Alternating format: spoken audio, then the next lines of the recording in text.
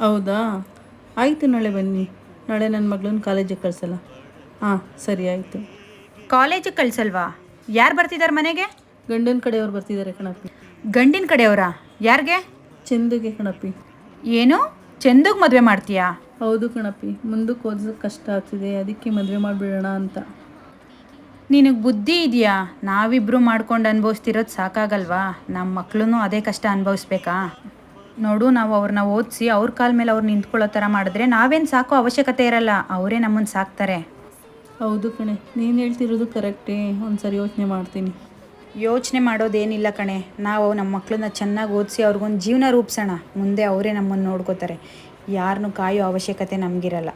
ಹೋಗು, ಮೊದಲು ಅವ್ರಿಗೆ ಫೋನ್ ಮಾಡಿ ನಾಳೆ ಬರಬೇಡಿ ಅಂತ ಹೇಳಿ. ಹಾಂ, ಸರಿ ಆಯಿತು. ನಮ್ಮ ಜನಗಳು ಯಾವಾಗ ಬುದ್ಧಿ ಕಲಿತಾರೆ ಅನ್ನೋದೇ ಗೊತ್ತಿಲ್ಲ. ಆಡೋ ಮಕ್ಳಿಗೆ ಮದುವೆ ಮಾಡಿ ಮಕ್ಳ ಜೀವನ ಹಾಳು ಮಾಡಿ ಕೂರಿಸ್ತಾರೆ.